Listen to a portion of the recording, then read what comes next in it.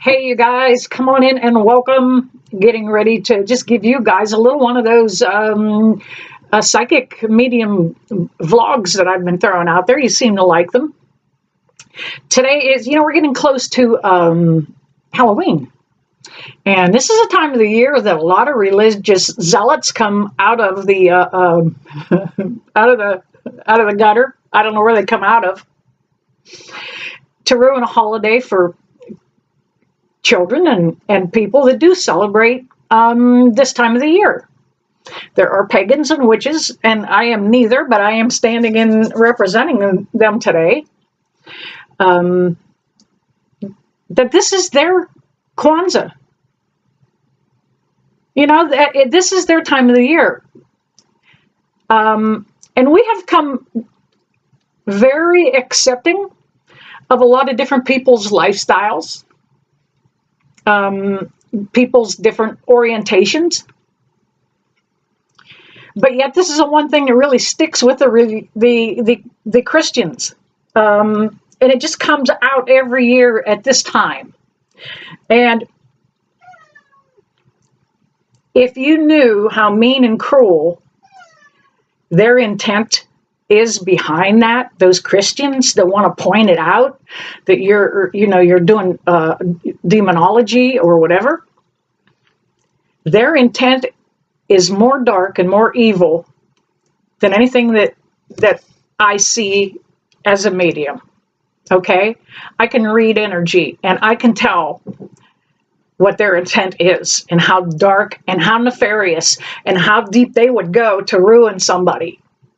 So this is standing behind all my friends who are witches, who are pagans, whoever else I might be missing. This is for you guys.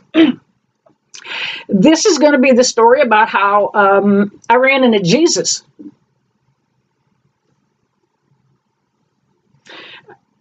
About 10 years ago, maybe more, a lady called and asked if I could come out and do a reading. She lived very close, and I went. And when I got there, I could see she was in end-stage cancer. And this individual was sitting over there, and she had IVs, and you know what it. And her dad had just died a few months before that, and I didn't know that, not beforehand anyway. And I did her reading, and I brought her dad through, and I was able to validate some things for her that, I am an evidential medium, and when they talk to me, they give me some little tidbits that only they would know. And she was able to validate some of that stuff, and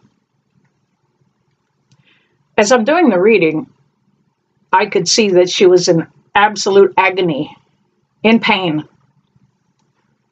And I couldn't just let this individual suffer. I didn't know I could do this. I just did it. I took my hands and I hovered them over her stomach, over her abdomen, and I said, "Here, let me take that pain away from you."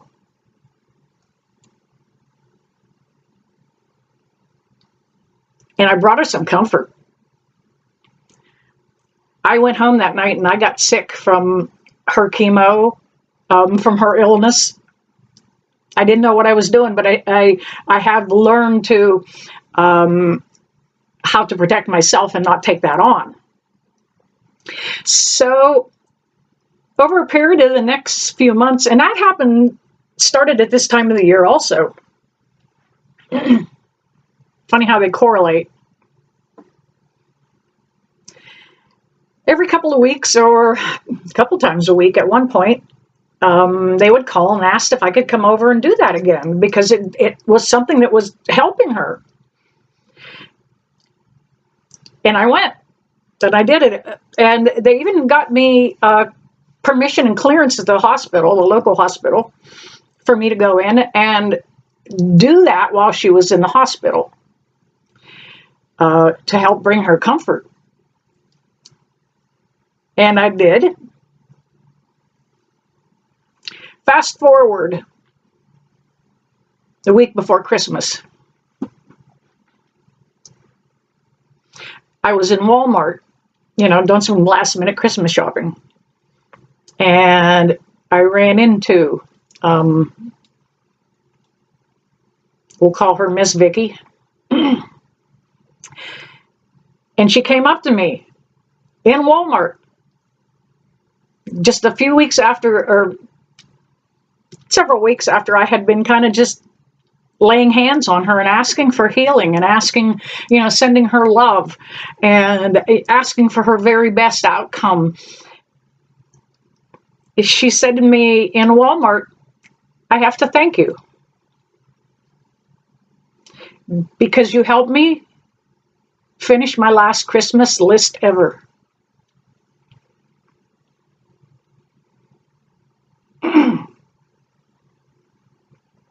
All right. I can't help but get choked up because I'm very humble about that. I am not the healer. I'm only the vessel. And sadly enough, Vicky did pass. I was glad I could bring her the comfort I could while I could. And you guys follow me, you know that, public speaking doesn't bother me. Matter of fact, I enjoy crowds a little bit. They asked me to speak at her funeral.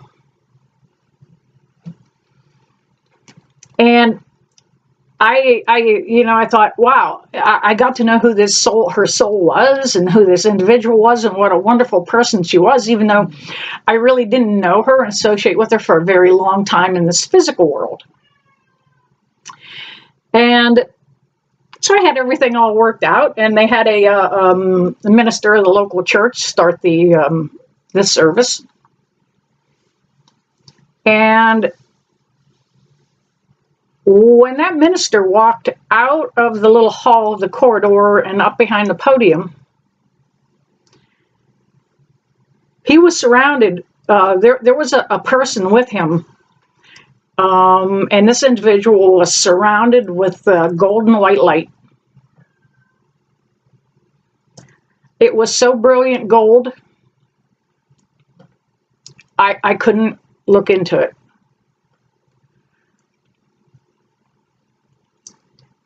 And immediately I knew who it was.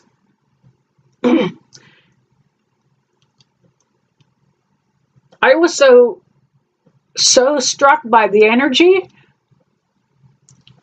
and the fact that I was seeing Jesus Christ Superstar.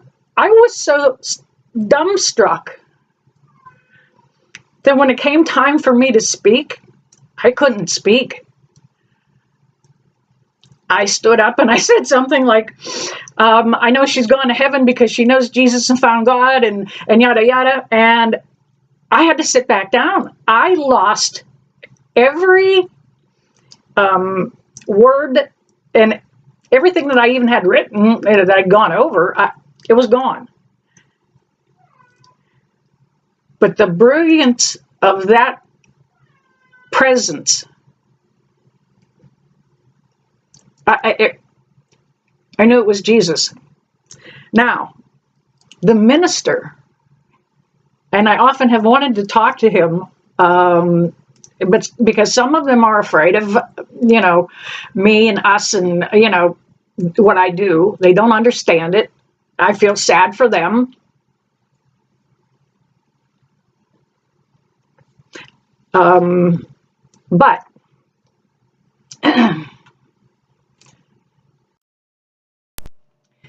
but I have not approached him about it.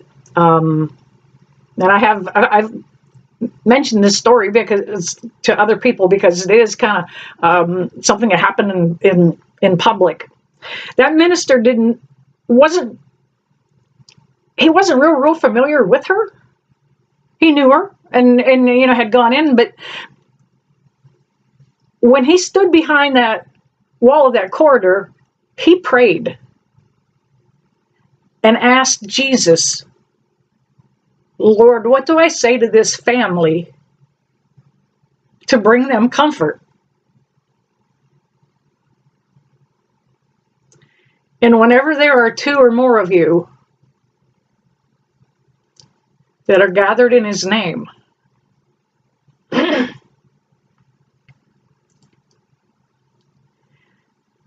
That minister walks with Jesus, and when he preaches, I've never seen that before ever. And he gave that eulogy and did the service, but he has no idea who he walks with.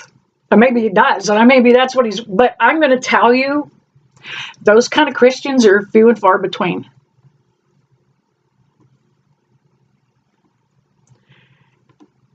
There's part of the Bible that does say, if your son, another chapter that says, or your wife, does not obey you, take them outside the gates of the village and have them be stoned. So there are some Christians that carry that mentality that it's either their way or the highway. You know, they can't believe anything else. But for the good Christians that are kind of wide open and know that Jesus is for everybody, right?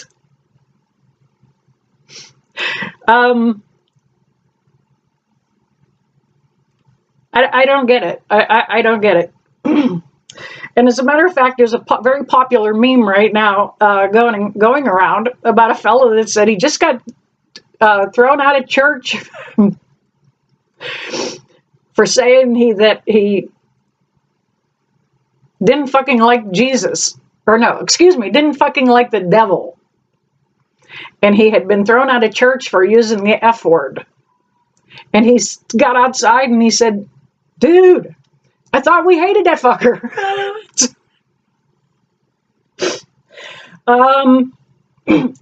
Now, bringing up the devil and the demon.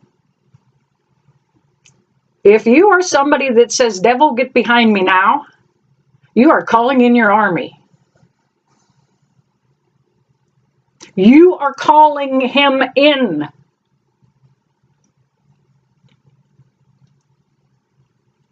Satan, get behind me. Good gravy, do you know what you're saying? That even gives me the shakes.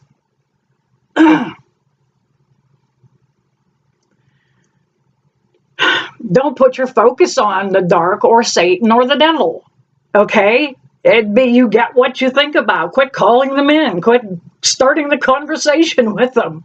Talk to Jesus. Go to God first. I tell you guys that all the time. There you kind of have it. Long drawn out story about the day I got to hang out with Jesus. Ha ha ha. For you Christians that don't understand and automatically think that we all talk to demons. No, you guys are the ones communicating with demons, okay? Keep us out of it. I really love you guys. I'm going to go get cleaned up, do some real videos, get some tarot readings out for you guys. You know, I never leave you that I don't sincerely bless you with God's love and God's light. That is the same damn thing, people. Haven't you got it yet? See you soon.